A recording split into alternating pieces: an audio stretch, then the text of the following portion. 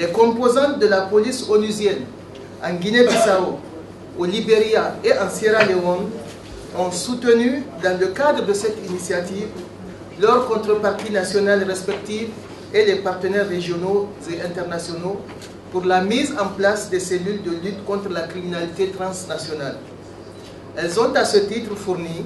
une assistance technique, opérationnelle et de renforcement de capacités de première importance. Les unités de lutte contre la criminalité transnationale dans ces pays ont conduit avec succès un nombre important d'enquêtes criminelles complexes, ce qui est de nature à envoyer un signal fort à tous ceux qui croient encore qu'ils peuvent impunément agir dans cette région. Cela témoigne, si besoin en était encore, d'une part de la solidité de notre partenariat et traduit d'autre part le courage de nos convictions. Cependant, beaucoup de travail reste encore à faire et le temps joue contre nous. Tout retard dans notre réponse collective permettrait au réseau de criminalité transnationale déjà organisé en place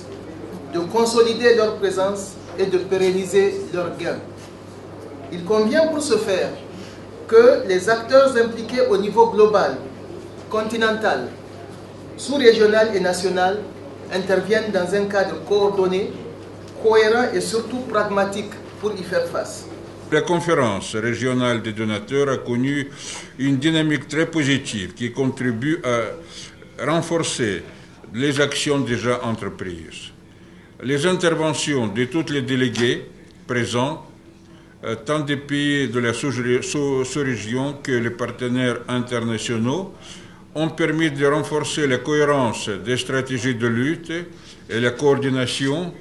entre tous les acteurs sur les grands axes de la lutte prioritaire, ceux qui sont au niveau des pays du Sahel,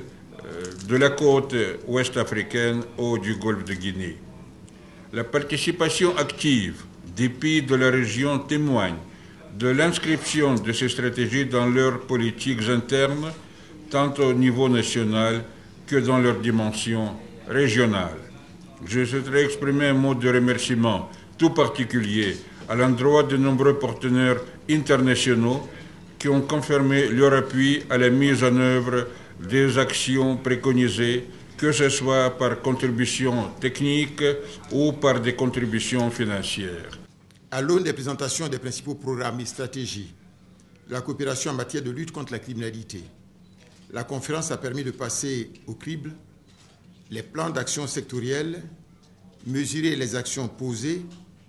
les résultats obtenus dans les différentes zones d'intervention des partenaires et élaborer les perspectives qui incluent la question de financement de la riposte contre la criminalité transfrontalière et contre le terrorisme. Un tel engagement, ainsi que les bonnes résolutions auxquelles nous sommes parvenus, sont à nos yeux un encouragement à persévérer dans l'effort individuel, mais aussi collectif, au moment où, plus que jamais, le défi de la sécurité intérieure et transnationale est au cœur des préoccupations de l'organisation commune, la CEDEAO. En effet, nous le savons tous, il ne saurait y avoir de paix durable pour nos pays sans une bonne maîtrise des questions liées à la sécurité sous ses différents aspects.